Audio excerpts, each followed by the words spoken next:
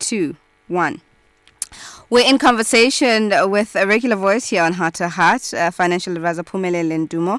We're talking about buying your first home. This is something that I imagine can be a daunting task for many. And so I thought it would be great to just chat through as many of the questions as we possibly can. We probably need to continue the conversation. She's not live today, so unfortunately I cannot take your questions, but we will continue the discussion next week. So if there's something that we haven't covered that's really burning in your heart, do get in touch then. And then, we'll certainly will do. How are you doing, Sis Phumelele? I'm good, thanks, Bonolo, and how are you? I'm doing really, really well. When would you say is the best time to buy a home? You know, Bonolo, because we are still in youth month and we're still talking to our young people. Yes. You know, I always say to them that the sooner you buy your home, the better. And oftentimes, once you have, a stable job, that is the time to buy. And the reason why I say the sooner the better, remember that house prices go up all the time. Yeah. So generally speaking, the sooner you buy, the cheaper it's going to be for you. And also because while you're young and, you don't have a family, that is what I refer to young people as the richest time of your life. Because once you start having a family and you have children and responsibilities, life just becomes more and more expensive. Yeah. So it is actually easier while you are still younger to buy that first home. And you shouldn't worry, Bonolo, to say maybe I can only afford a bachelor or a one-bedroom flat or something like that. That is okay. Because what it does is that it gives you options later on when you start having a family, for instance. Yeah. You have a number of options. You could sell it and use the profit that you make to then put as a deposit to a new, bigger family home.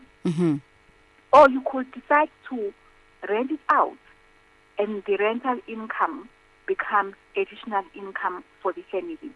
But of course, earlier on, while you are still paying back the bond, that would not be the case. Yeah. But in time, once that home loan is paid up, in essence, you now have a lifetime stream of rental income. So that is why I encourage young people to buy their homes as soon as they can. It's a good way to get real life experience, owning a home and managing a home loan. Yeah. What are some of the key things to look out for, though, when you're buying a home? Because, often people don't know what they should and shouldn't be looking out for, what they should and shouldn't be doing. So what are some of those things to be aware of? These days, Bonolo, because of the environment that we live in, I would really prioritize security. Yeah. Just try and, satisfy yourself that the property that you are buying gives you sense of peace. There's no one size fits all. It depends. For instance, with some flats, you find that they are well managed. When you walk in, there's a security right there. You must sign in. You must say who you are going to. If it's a, complex, you may find that, everyone has got a remote control to open the gate and all of that. Just try and ask around as well about the security in the area where you want to buy. And once you have arrived at the house that you want to buy, one of the key things that you should try, and this is not easy, just try and look for signs of defects with the house. Some things are easy to see. Sometimes you find that there is damp. Yes, when people sell houses, they try to renovate them so that when you walk in, you are attracted, you want to buy. Yes. But sometimes you find that people paint to hide damp or cracks or stuff like that. So if you're really a novice and you have no idea what to look out for, it might help to take somebody who is in the building industry, who could see the things that you won't be able to see easily, especially when it is a standalone home. Generally, those problems are not big with complexes because they have body corporates, and usually they will attend to whatever problems there are there. So do speak to the neighbors, ask whoever you can ask, so that you don't buy something and soon after buying you find that you are sitting with a problem. One of the major things that I'm sure all young home buyers are concerned about is the financing of the home. So let's get into that. Where and how do I get finance for my home? Generally, people, when they want to buy a home, they will go to the bank that they bank with to apply for a home loan. There is nothing wrong with that, Bonolo, but we must realize that a home loan is a long-term commitment. Generally, it takes you 20 years to pay off that home loan. Sure. There are means and ways to make sure that you can pay sooner, but that is the contractual agreement that you get into. So what you should be looking for as a buyer, someone who wants to buy a home, is cheapest home loan rate that you can get.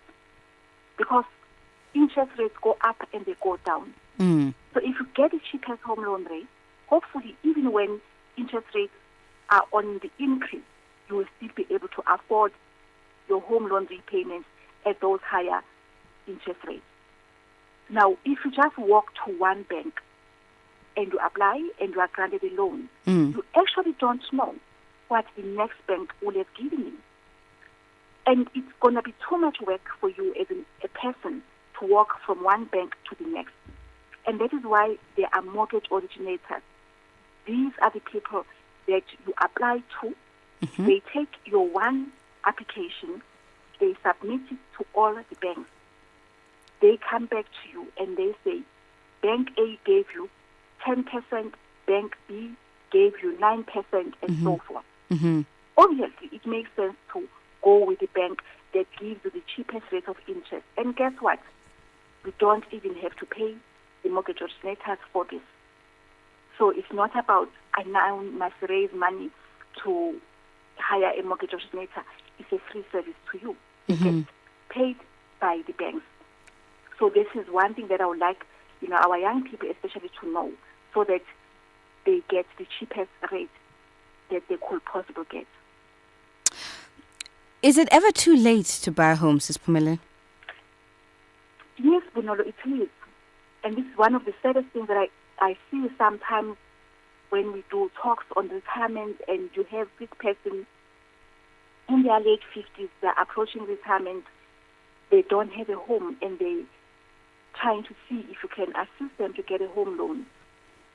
The home loan being a 20-year contractual agreement, it is not easy for banks to give you a home loan when you are already approaching retirement.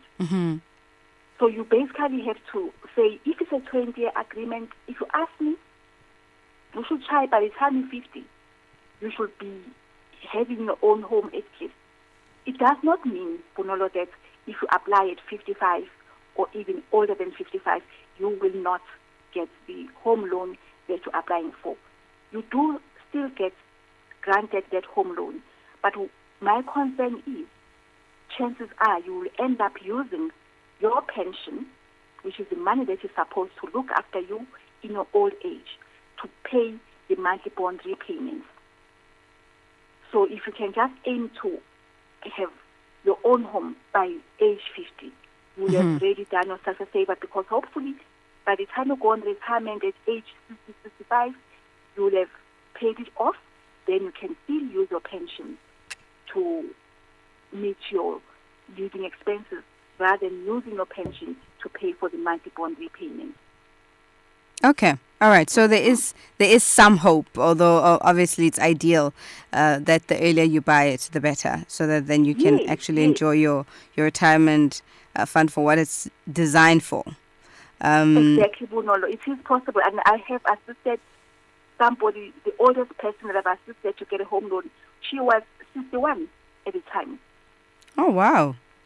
But there was a very good reason why I did that, because she had a fully paid up home. Yes. And I wanted to refinance it so that we could get that 1 million in cash and put towards her retirement savings.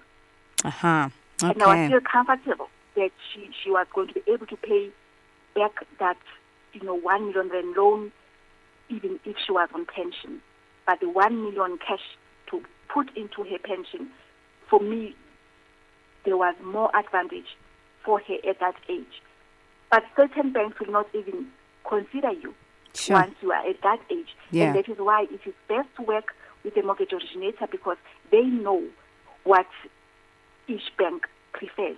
Yes. So they will not even worry and take your application to a bank if they already know that their policy or preference is that they will not give you a loan above a certain age. And I'm assuming that you can just Google mortgage originators in the area that you live in. Call us. We do that for you. That's the other alternative. Let's talk a little bit about preparing oneself to buy a home. Because I think people perhaps too often that we don't really think about what it takes and what it means long term for that. People, they are very, impulsive to a point. But I mean, when you are impulsive in buying your first home without preparing, for me that is being impulsive in a positive way. Because maybe some of us overthink and overanalyze these things. I'm often surprised at young people who just, I will go to a company, present, and 2 months later, somebody says to me, I'm buying a home. And I'm thinking, have you thought through this? Yes. Okay. Sometimes they go ahead Yeah. without any planning, and things do work out fine. Okay. But for me, what is the planning? And I'm really looking at the financial side of things. I'm not looking at everything. Okay. One, it is the awareness that when you buy a home, there are certain one-off costs that you must be aware of. Okay. And the most expensive of these one-off costs is your legal cost of buying a home. It's a transfer cost, which basically means if you're buying a home from Bonolo, the home must be taken out of Bonolo's name into your name. Right. So that is one set of costs. The second set of costs is the bond registration cost. This is when the attorneys of the bank register with the title, with the deeds office, that we have, this home is in your name, but you still owe us money. Those costs, Bonolo, can run into hundreds of thousands of rands, depending on the price of the house that you are buying. So before you even consider buying a house, ask around. And these are the things that your mortgage originator will be able to give you an indication on. Yeah. If I'm buying a house for 500,000, what should I expect my transfer cost to be? What should I expect my bond registration cost to be? Okay. And if you can raise the deposits, Bonolo, it will be in your best interest. Mm-hmm. That gives you negotiating power. As you apply for a home loan, you are likely to get a cheaper rate if you have raised a deposit. So these are just some of the small things that people could do in preparing to buy a home. And also one of the frequently asked questions when people buy a home is, how much will my monthly bond repayment be? Yes. There are calculators that are available with all the banks on their website. Again, your mortgage originator, they will give you what is called a pre-approval. Okay. This is something to give you an idea what you could qualify for, and they will be able to give you answers in terms of what your monthly bond repayments are going to be. And most importantly, also be aware those are not the only costs that you are going to incur.